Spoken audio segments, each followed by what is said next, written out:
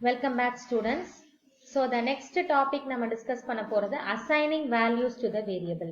இதுவும் வந்து கிட்டத்தட்ட initializing மாதிரியே தாமா. Initializing அப்படின்றது ஒரு variable declare பண்ணும் பொழுதே அதுக்கு தேவையான வேல்யூவை கொடுத்தா அதுக்கு பேரு initializing. But assigning அப்படின்னு சொல்லும்போது variable previously declare பண்ணிட்டு அதுக்கு பிறகு அதுக்கு நம்ம வேல்யூ கொடுக்கும்போது that is called as the assignment.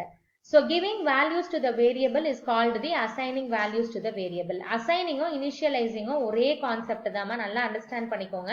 Variable declaration ஸ்டேட்மெண்டோட சேர்த்து ஈக்குவல் டு கொடுத்து வேல்யூ கொடுத்தாக்கா அதுக்கு பேரு இனிஷியலைசிங். ஃபர்ஸ்ட் நீங்க int a அப்படின்னு ஒரு வேரியபிளை டிக்ளேர் பண்ணிட்டு நெக்ஸ்ட் ஸ்டேட்மெண்ட்ல a ஈக்குவல் டு 10 அப்படின்னு கொடுத்தீங்கன்னா அது வந்து assigning values. Okay, variable name equal to value, இதுதான் இதனுடைய சின்டாக்ஸ். வேரியபிள் நேம்ன்றது நம்ம வந்து கொடுக்கக்கூடிய ஒரு வேலிடான யூசர் டிஃபைன் வேரியபிள் நேம். வேல்யூன்றது நம்ம அதுக்கு கொடுக்கக்கூடிய வேல்யூ.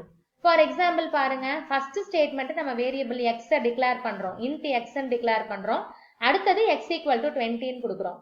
இப்ப சப்போஸ் இதுலயே நீங்க int x ஈக்குவல் டு 20 கொடுத்து செமிகோலன் கொடுத்தீங்கன்னா அது வந்து x நீங்க இனிஷியலைஸ் பண்றீங்கன்னு அர்த்தம்.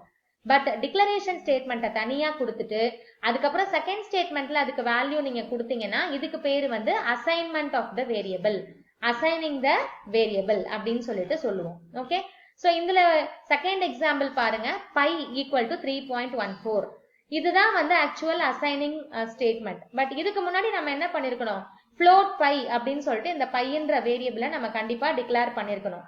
நீங்க டிக்ளேர் பண்ணாம இதுக்கு வேல்யூ ஸ்டோர் பண்றதுக்கு try பண்ணீங்கன்னாக்கா you will be getting errors. ஓகேமா, this is about the assigning values to the variable. And the last and final topic of today's class வந்துமா declaring the constants. இது வரைக்கும் நம்ம எப்படி ஒரு வேரியபிள் டிக்ளேர் பண்ணணும்னு சொல்லி பார்த்தோம். இப்ப கான்ஸ்டன்ட் அப்படின்னா எதனுடைய மதிப்பு அதோடைய வேல்யூ வந்து நமக்கு ப்ரோக்ராம் எக்ஸிகியூஷன்ல மாறாம இருந்ததுன்னா அதுக்கு பேர் தான் கான்ஸ்டன்ட். சோ அதனுடைய சின்டாக்ஸ் பாருங்க, நம்ம வேரியபிள்ல எப்படி பார்த்தோம், டேட்டா டைப் இந்த இடத்துல வேரியபிள் நேம் கொடுத்தோம், அதுக்கு பதிலா இங்க நம்ம கான்ஸ்ட் அப்படின்ற ஒரு கீவேர்டு ஒன்று வந்து நம்ம யூஸ் பண்ணணும்.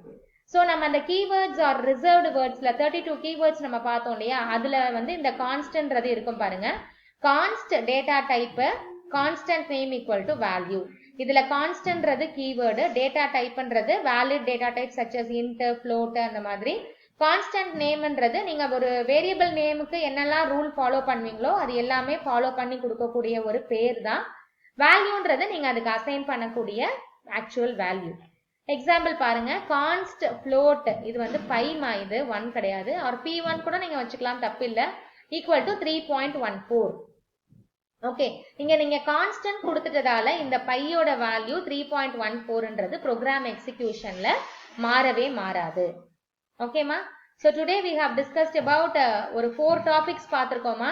First of all, how to declare a variable and then how to initialize the variable.